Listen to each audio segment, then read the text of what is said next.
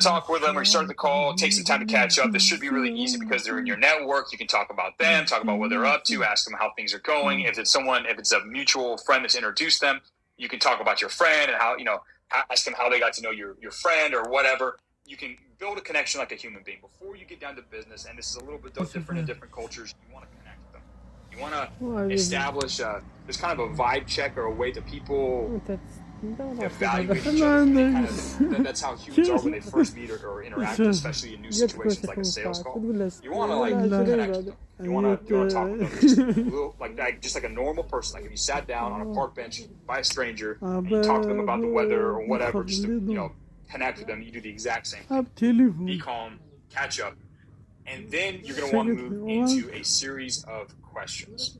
Now, there's a framework, selling framework that I've used for about a decade now. It's extremely effective, and it's really easy to do, especially in this type of selling where it's more of a consultative type selling where you might propose different solutions, and it's called the spin selling.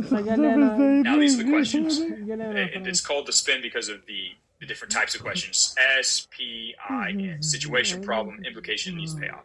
It's a really simple series of questions you can ask business owners so that it kind of just naturally comes to I should pay you money at the very end. It's very easy for beginners. It's almost impossible to mess up. I'm going to show you how to do this, how to do the system, and it's going to make it very easy for you to run your first sales call and close that client.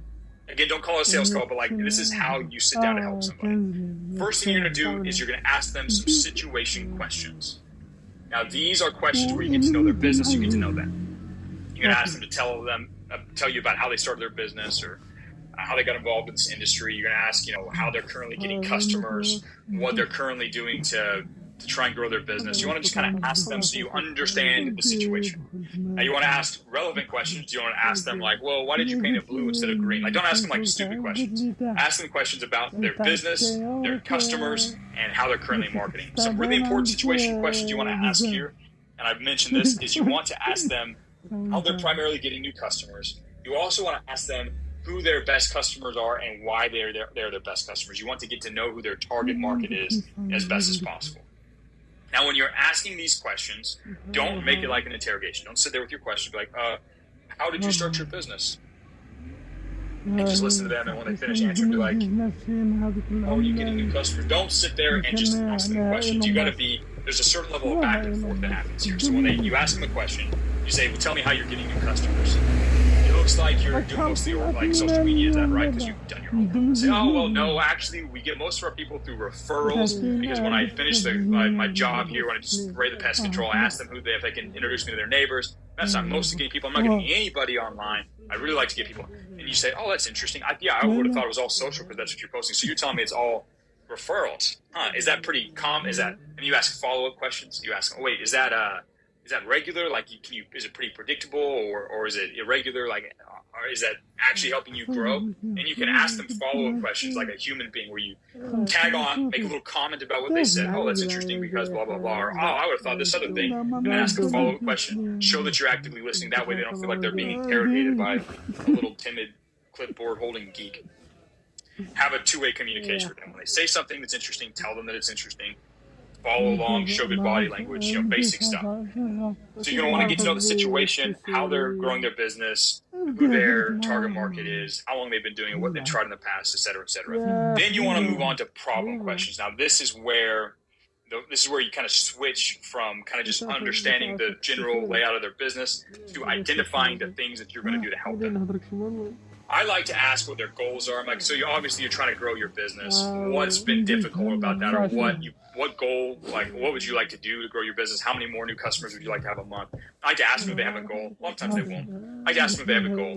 Basically, you're going to say, what's your goal? And then if they have a goal, I'd ask them, okay, well, why haven't you hit it yet? What challenges are you running into when you're trying to get these new customers? You basically want to say, what problems do you have not getting new customers? What's keeping you from getting as many customers as you like? That type of question, right? And they'll say, we tried putting ads everywhere with flyers and no one did it, or we tried running Facebook ads one time and it didn't work, or basically I'm just having to do referrals and just pray for people and just basically praying to get new people. You'll find out what the problem is, either not getting attention or their website's not converting. They'll tell you what the problem is, things they've tried that didn't work. And once you know the problem, i.e. I'm not getting new people via social media, I have people following me but no one clicks my link, whatever it is, you're going to find out the problem. They're going to tell you a problem that's leading to them not. Congratulations, that's the golden thread you want to follow. So let's say, for example, they say, yeah, well, I have a nice website, but I don't get any people to visit my website. Let's do the chiropractor in Akron, Ohio. No one actually clicks that link. Okay, interesting. So you have this nice website that's really good, but you don't have enough people coming in. What happens if you don't solve that problem? This is where you move into implication questions. And implication questions are where you sort of throw the gasoline on the fire of their desire. This is how you amplify that current desire to where you can get them more interested in taking action. So if they say, for example, that their traffic is like way less than they need to be, they're only getting 100 visitors a month, when they want to be getting like 1,000 or so, you're like, okay, well, that's a big problem. What happens? What does your business look like in a year if you never fix this, if you just have 100 a month? And I'm like, well, dang, I might have to fire my secretary, or I'll probably my competitors will get all the traffic, and they're going to start thinking about the actual future consequences of not solving this problem now. They'll say some big stuff like that. You only need to ask one or two implication questions. Once they've identified some of the implications, then you ask them, okay, so if we can solve this problem, like if I help you go from 100 visitors a month to 1,000, how much new business do you think that would be? And they're like, oh, well, I'd probably get like 20 new customers a month. That'd be awesome. That's worth like 20, they're all 1,000, so that's $20,000 new dollars. Holy cow, that's worth a lot. That's like a $20,000 problem. Okay, cool. Well, let's see how we can fix this. And then you present your solution. You say, okay, so I've looked at other people. I see how they're getting their traffic currently. They're doing this to be successful. I think I can help you do that. And then you're going to present the solution. Now, quick disclaimer. You might not actually know the solution. You might have this conversation with them and realize that you now know the problem, but you don't know how to solve it. You missed it in your top player analysis, or you got in the sales call and it turned out to be something completely different than what you prepared for. If that's the case, you say, okay, interesting. So this is the problem.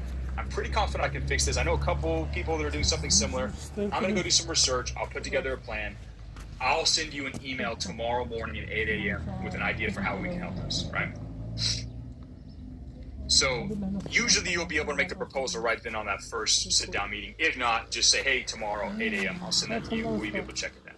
And that's the end of your call. Shake their hand. Awesome, cool. I'm going to do my research. Thanks for sitting down. And you go back and you get to work, put together a proposal. You hop into the real world and say, hey, guys, I talked to my uncle, and he has this problem. I think this is what I need to do. Please help me come up with a solution. And someone will swoop in and will help you get a proposal ready by 8 a.m. tomorrow so you can win. So that's essentially how you run the sales call. Now, those are the series of questions. You're going to want to plan some of those out ahead of time. You want to write down some good situation questions. You want to write down some good problem questions. And you want to practice asking them in the mirror to yourself as naturally and calmly as possible before the call. That way you don't show up and bumble all over your words or have to read them out robotically. You can just ask them like a normal human being.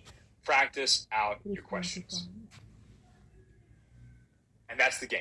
That's the main part of a sales call. If you just ask good questions, you listen actively, you pay attention to what they say, you ask good follow-up questions, it's going to make you look super smart. I'm telling you guys, if you ask good questions, smart questions like the ones I showed you here, you look smart. And they're going to say, dang, this guy he's obviously new, but he's on top of it. He's asking good logical questions. This guy's he's gonna crush it for me. It's gonna boost their confidence in you, and it's gonna set you up to then propose a project with a price tag. If you know that if you help them solve this problem, they get $20,000 new dollars in revenue a month. That's a price tag. That's a very interesting project for them, and it's an interesting project for you. So that's the essential breakdown of the sales call. Now I might pause it real quick. Yeah, okay.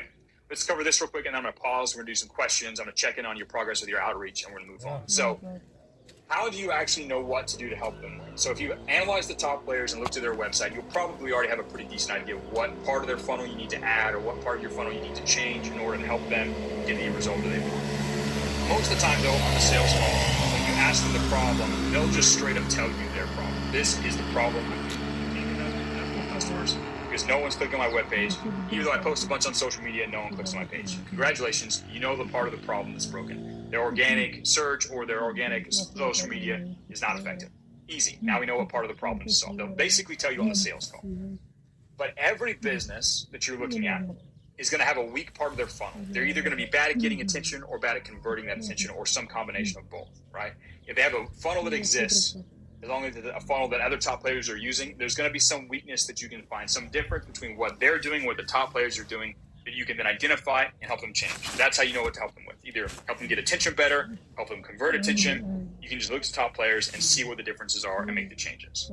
Some businesses are actually doing a pretty good job. Maybe your uncle is the best chiropractor in town. And now it's less about helping him catch up to the top players, and it's more about coming up with new ideas that maybe this other industry or that other companies are doing to help increase their revenue, but to get more people to click from their social media account to the page, or to get more people to book when they land on the page, or to add a back-end follow-up campaign to get more people into a third visit. You're going to look at what you can bolt on to help a successful business find new opportunities to be successful. And a lot of that's on the back end. Hey, let's run a new program to help your most loyal customers spend 10 times as much for this new project. You're going to have to use some creativity. When it's a business that looks like they've got everything together, that's where you usually have to bring a new idea to either change up and test new variations of their current, and then you go to the next thing. But I'll show you how to schedule this, like set up your projects here in a second. Yeah, so someone said, after analyzing the business, how do I know that the thing I recommended is the right thing? Right up here, bro. If they tell you that that's their problem, like that's probably the thing. If you compare it to the top player, and you see the top player is getting the actual same business result, the outcome that you want, and they're doing something differently than what your client is doing to try and get that same result, and you take and steal the formula like we talked about yesterday, the recipe for getting that thing, and you recommend that to your client, as long as you can execute on the copy, and I'll give you some cheat codes on how to do that here in a second, then yes, you have recommended the right thing. I'm going to also show you a few things to de-risk it and allow you to test your way to success. We'll get to that in a second. But if you follow the process I'm telling you, you'll be able to extract the right thing, or at least enough of the right thing to get started. We'll talk about how to test your way to success here in a second. Someone said they reached out to 10. Congratulations. Keep going. Get more people on your list. Let's keep going. I think we've got most of the common questions. Yeah, a lot of you are like, hey, my family friend is starting this company or whatever. Should I work with them, or is this a good client? Yes, there's a few exceptions. I'm going to cover those in a second. But other than those few exceptions, yes, if someone's willing to work with you, you should work with them. And you probably get 2 or 3 clients with this method. You work with all of them. You have one that's an outstanding success. We'll talk about how to leverage it. Let's take a look. So I'm trying again to do someone said, I'm trying to do warm outreach from the people that I know to get my first client. And one of them asked me for a presentation, sort of CV. That's where you do the call and you sit down and you ask them questions and you tell them what you need to know. Say, okay, cool. If sometimes you might have to do that call or those questions via text, but before you put together a proposal, you need to have the call to get to know their situation. You say, okay, I can put something together, but I need to know more about your situation. Can we do a quick call so I can ask you some questions, and then I'll let you know what I had in mind. You got to have the call, because you can't make a recommendation until you've actually done the diagnosis. Like, you're a doctor, and I call these the doctor questions over here, the doctor frame questions. I'm going to go through the course, and I talk about it in more detail. You're like a doctor. Before you can give them a prescription or say they need the surgery or whatever, first you need to give them a little checkup. You need to take their vital signs, do a little blood study to see what they need first. It's the same exact way. You can't say, hey, listen, you need this thing until you've done some analysis and you've sat down and you actually know that you understand their problem accurately, so then you can give them an accurate solution. So you got to do the call, dude. Jeez Louise. Your last one. I don't know any businesses, and every person I asked, 15 out of 46, didn't know anyone to work for. They work a job somewhere. They have employers. They have people that they know. You probably know more people than 46 people also. You are creating false limitations on your brain, and you are failing to think through this problem critically. I'm going to show you some alternatives, but right now, dude, you need to take a long, hard look in the mirror and start looking for solutions instead of looking for excuses. We can address some of these in more detail after the call, but guys, we're doing good. Someone's got client secured. Congratulations. All right. Let's keep going here. Let's see how many of these answers we can get covered. Someone says my current social media is based off my current business that has 5,300 followers. Dude, if you're a current business person growing that business with them, I recommend you reach out to aren't following you on social media, and it's more of a personal outreach thing to get your new copywriting class. Boom, Calzine or someone did client number 4. I got a call lined up. Congratulations. It's good to see people taking action on the call live. It's really that easy. It's funny. You guys are going to be landing clients this weekend that have been sitting in your network for like years. You guys are sitting on thousands and thousands of dollars just in your friend list, in your phone, and you just never used it, which is pretty cool. It's cool to see you guys start capitalizing on. So, all right, I think we covered most of the beginner questions, the common questions. We'll hit more of them at the end of the call, but I wanted to pause and get some of those before we move on. So, that being said, let's move on to the next part of the process. So, once you've identified what they need to grow, let's talk about how you're going to present this first project. Because your first project, I recommend you make it what I call a discovery project. Learned this from a guy who I super respect. He has done a bunch of really cool client work in a different industry for a lot of really big name brands. And he taught me this when I was first starting out in the copywriting game, and I've used it ever since. I would share the guy's name, but he's kind of a behind the scenes guy.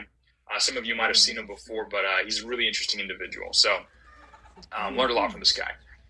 But he taught me about this idea when I was first starting, and it made all the difference when I was working with my early stage clients and then my later stage clients. I do this process for every project I do. So I recommend when you first start out, you pick a small chunk of what they need and you make that your discovery project. You make that the thing that you're going to do. So if you look at all these businesses, the person that you sit down and talk with, they're probably not $100 million in revenue business yet. They're probably not a big giant company. And between where they are and becoming a $100 million company, there's like a bajillion little things that need to be done on the marketing side. There's new redesigns, new products need to be launched, new ways to get attention need to be tested out. There's a million different things, 32 different things that has to happen between where they are now and becoming a multi-million dollar business, right? So I don't recommend when you first start with them, you say, listen, I'm going to do everything that you need to do and try and pitch them on a big giant project, because that's high cost. That's a lot of effort. It's a lot of time. And frankly, you just met people and you talk to them. You need to start with a small chunk. Start with just the first little thing that needs to be done and call it your discovery project. This is turns out this is a very common way to approach sales and business. You want to start with a discovery project. So instead of doing, let's say, hey, we're going to completely do paid ads for you and do a whole bunch of this, whatever, you say, listen, I'm going to create, instead of like creating 32 different ads to test out and run for this thing, let's create 3. Let's create 3 small ads. We're going to do a couple variations. This is an opportunity for me to get to know your business and kind of understand your target market, for us to go back and forth. This is a chance for you to evaluate me and see if I'm a good match for you. This is a chance for me to see if I'm a good match for your type of business. We'll keep it small. We'll iron out some of the kinks here on the small project. And we're going to use this to kind of judge whether or not we should work on any of these other bigger things in the future. So if you like what I do and I like what you do, by the end of this, we're going to get you some good results. Obviously, we're going to keep this a small project, keep the risk and time low. Let's crush it on this one. And once we've got this knocked out of the park, then we're going to move on to some of these bigger things in the future. You don't have to decide if you want to work with me now. Let's just do the small project. If you like what I do, then we can start talking about these bigger things that you need to do to get to 2 million, 3 million, whatever, however many million in sale. This is a benchmark for future business. Again, the idea is to take a small part of the project, have a smaller scope, crush it for them. This allows you to get them a result much faster. You're picking a small project, small result. You can get this done in a week or 2. As a couple examples of discovery projects might be, hey, let's run a email sequence to your backing customers and sell them on this product. Or let's test out 4 or 5 new Facebook ads to add to your current mix to see if we can beat your current performance standards. Or, okay, you got a landing page. Let's create a variation of that landing page, and we're going to test our way and see if we can get it to beat your current conversion rate. A small project, not the whole funnel, not the entire, not 3 funnels, one piece of one funnel. You're going to pick a and we can give you a lot of advice in the campus. You might have some different situations where you're going to need help on picking the exact right discovery project. I'm going to show you where to go to ask for help inside of the campus so you can get some feedback on this.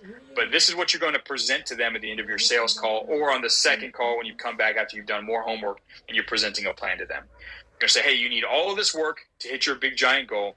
Let's start with just the small part. And it's a chance for me to get to know you, you to get to know me, for me to get to figure out your project on your your particular niche and how your customers talk on a small thing. So then when we do the big project, there's no hiccups. You make a nice, small project. So that's how I recommend you do it. And then after you crush it for them, that's when you're going to turn around and upsell them on the next project. So, hey, we finished this little ad. This is great. Let's design a whole new funnel on the back end to increase your sales by 3%, right? That's when you pitch them on the next big thing. What's cool about doing a discovery project is it allows you to earn their trust, right? Right now, you're still basically a stranger. When you first have the sales call, you're unknown. They don't know if you're going to be able to crush it for them or not. They don't know if you're smart or not. They have some ideas based on the sales call, but they don't really know yet. But when you run a discovery project, a small project with them, and you're very professional, you over-deliver, you give them amazing results, you show them that you're capable, and you crush it for them and they're happy. You just made them a bunch of new money. That's the best time to pitch them on a big project because you can command higher prices. You can get them to pay a lot more. They're a lot more likely to say yes because now they trust you and they know who you are. You've got your foot in the door with a small project and you can upsell them on the big projects. That's how you approach this. That's the game. If you just try and sell big projects, you're going to run into a lot more resistance. If you start with a small project, crush it for them, it's a lot easier for them to sell the big projects. And again, guys, for your discovery project, your first starter client, you're going to do a discovery project. That's going to get you your testimonial. You're going to get paid a little bit. That's nice. What's good about the starter client and the discovery project is it sets you up to money with every client that you get. Now, this evaluation process is great. I've used it to evaluate clients. There are people I brought on, done a discovery project, and said, yeah, no, I'm not going to pitch a big project to this person. I do not want to work with these people.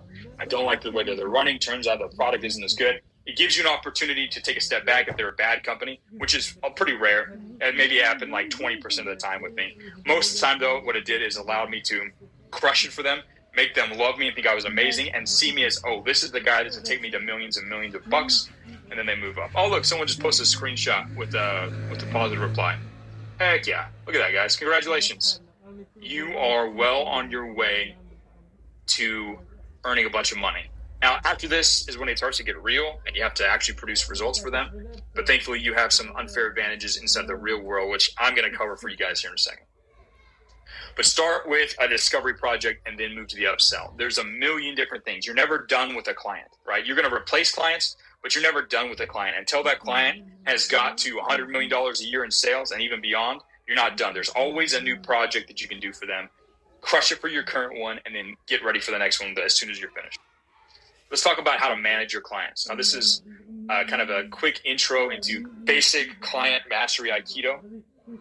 There's a few things here that you want to get dialed in so that you can keep the relationship good with your client, so you can keep working for them, keep making money with them as quickly and efficiently as possible. The most important rule with client management is you should always have your next call scheduled before you end your current call. So when you do your sales call and you say, okay, here's the discovery project, let's do a quick review. I'm going to do some market research. And I want to review that with you and ask you for your feedback so I make sure I completely understand who you're talking to and I can represent your brand as good as possible. Let's do that on Tuesday of next week. When can we have a quick call or when can we have a quick chat about this? You need to schedule regular communication with them because what you don't want to have happen is say, okay, when I'm done with this, I'll send you an email. And then they go on with their merry lives and forget about you. That's what you don't want to have happen. And then you're 2 weeks, you've been slaving away on this thing and you're trying to get them to look at it. You do not want that to happen. You need to make sure that you always have your next call scheduled. And then when you have that review call and you've gone over the market research, you say, oh, this is great. Cool. I'm going to put together a first draft in about 3 days. Let's have a call on Thursday, quick 5-minute thing. I'll send it over and we can do a quick review together so I can make sure that I match up my voice to the way that you want to talk. Always have your next call scheduled.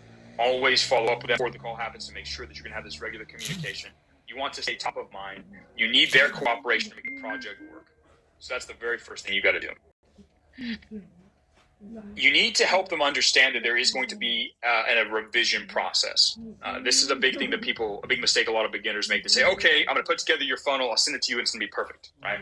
Essentially. And then they put together their first draft. They're a beginner. Know this business perfectly. They don't know the target market perfectly because it's the first project in a niche. Even when I do projects, there's a revision period where you have to fine-tune some things. So they draft and they send it over to the client, and the client looks at this garbage. They made this mistake, they made that mistake. I don't even sound like that. And then they hate you. They're like, this guy is not, he said he was maybe perfect copy, but he can't even write for my niche. You want to handle that expectation before it happens. You want to be like, listen, I'm going to put together a first draft. It's going to be wrong. It's going to have some mistakes. I'm still trying to figure out your market. Obviously, there's going to be some little nuances that are wrong. I'm probably going to mess up your voice. But let's go back and forth. I want to get your feedback so I can make sure that it matches up and it perfectly represents your brand.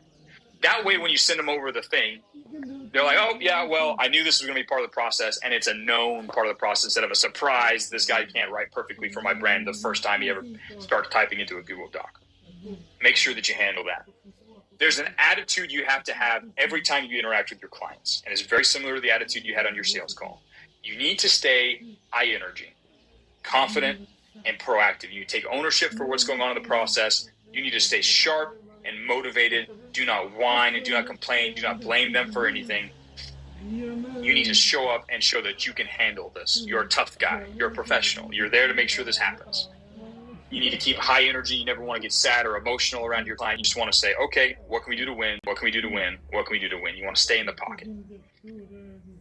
The other kind of mantra you want to keep as you go through this is you want to under-promise, over-deliver. The best thing you can do is set the expectation and then give them a better experience than they were expecting. So, okay, set a target for what you want your copy to do, but really work on the back end to make it happen even faster. Say, hey, I might be able to get this first draft done in 5 days. Send it to them in 3. You want to set an expectation that's easy to hit and then beat that expectation. That's ideally what you want to have happen. You want to mitigate the downside. You want to let them know that the first project, there's going to be a testing phase, a revision phase. That way, in case your project doesn't work super well the first time, they're not super upset. You want to manage the downside, but whenever possible, you want to over-deliver because that's what excites the client. They love it if you say, hey, I'm going to help you increase their sales, and you increase their sales by a certain amount, they're happy. What it gets them excited and ravenous for more is if you help them increase their sales even more than they expected. So you want to set the expectation low or reasonable and then beat it with your hard work. Now, here's how you get paid on that first project with your first client. You told them in the beginning, if we go back and we look at the conversation you were having here, you're telling them, I don't want to charge yet. This is a free internship. And I want you guys to keep that the entire time through. When you sit down and talk with them, say, listen, I don't want to take any of your money up front. I haven't produced this result yet. This is me testing it out. In fact, you don't even have to run this stuff if you don't like it. I'm just going to put it together. If you like it, you can run it. But what you want to do is you want to set a big, exciting target. You want to say, well, listen, this is cool. I know if I help you get a certain number of new customers, that's going to get you, $20,000 in new revenue. Let's just say, let's set a target. If I can get you $10,000 new dollars in revenue, or 1,000 new customers this week, or this month, or whatever is kind of an exciting target, something possible but like really, really exciting that would completely change their business. If I hit that amount, it'd be fun if I hit that amount, you paid me just for fun, like as a bonus, like $250 or $500 or $1,000 or whatever makes sense based on how much money you'd be bringing in for them. Set a big, exciting target and say, listen, I don't want you to send me any money now. I just want to deliver the result. But if I do, I think it'd be would you be willing to pay me just on the back end, just sort of as a bonus if I was able to hit this stretch goal that we have? And usually they'll be like, yeah, sure, that's awesome. Very rarely would be like, no, I don't want to pay you if you make me $20,000. They'll be like, no, yeah, sure, I'll send you some money if you do that, of course. You want to set that as a back end sort of stretch goal that if you hit, you get paid. Because again, you don't really get anything if you take $300 from them. Let's say you charge up front, but you don't deliver them an amazing result. That's not really going to change your life. You're going to have $300 and you still will be unproven, untested with no credibility. You want to make sure you get the credibility. But if you do get the credibility, you should get paid for it anyways. So set a back end stretch target so that if you do hit a big, exciting goal for them, something that's going to completely transform their business, you will get paid a little bit as well as you get an amazing testimonial. So that's how you manage that particular part of it. Let's talk about one last option. So once you have, let's say, exhausted your warm outreach, which I'm stating this for this point because I wanted to prove to you all that you could do warm outreach, and a lot of you have gotten clients. I see a bunch of you now that are posting messages, got meetings set up and stuff like that. Let's say for some strange reason you actually exhaust warm outreach. You have a Tourette's flare-up. You go scream at them all and say decent about their mother to every human being you've ever met, and they kick you out on the street, and now you have to move to a new city, and you're living there in an apartment with one plate and one spoon, and that's all you have, and you have no friends. Let's say that happens. So for some crazy, strange, false version of reality, let's say that happens. In that case, I recommend you leverage your second unfair advantage, and that is the fact that you are a local person. You exist in a physical place. if you guys pay attention inside of that outreach message or outreach template, if you go down here to the bottom, I have a separate copied version of this tab for you all, which is for local businesses. I have the little outreach template here, but I recommend if you, after you've gone through all of your warm outreach clients, you've got all 50, 60 of them done, right? And don't switch to local outreach until you've done at least 50 to 60 warm outreaches. At that point, you can switch to local businesses. I'm going to show you how to do local business outreach a really quick, simple way that you can also do. There are a handful of business types to avoid, and you should probably avoid this for your warm outreach as well. Restaurants, coffee shops, those are not ideal. They are very low margin businesses. They don't make a lot of money. Therefore, they can't usually do all the fun marketing things that need to be done. So much of a restaurant success is not on the marketer. It's on the chef. It's on the decorations. It's on the location. It's on the quality of food. There's very little you can do to control that. And if they're good at those things, they usually don't need help marketing, right? So restaurants, not really an option. Big franchise stores or franchise restaurants, or, you can't help someone who manages a local Walmart. They don't have control over their marketing. You can't step in and help them. Things that are like major industry, like Caterpillar manufacturing plant or whatever, right? The manufacturers bulldozers. There's not a lot you're going to do to be able to help them in that particular business, especially as a starting person. There are a handful of types of businesses that I recommend you focus on. I've got them listed here. I'll go through the top parts. There's a few more examples inside the text. We don't need to read all of this. But once you've finished your warm outreach and you want to get more clients, maybe your second or third client, you can do the same thing. Put as many of them as possible. Just go to Google Maps, search for this type of business, put the names you need to reach out to, find their email address on their webpage or phone number. You can either go in person and talk to these people or simply send them a message. I recommend you send them a message first, try and set up a call and then go talk to them. If not, then go face to face and be an actual person in their lobby trying to talk to them. That works pretty well. But legal services, so like law firms, healthcare services like dental practices, cosmetic surgeons, et cetera, those work pretty well. Real estate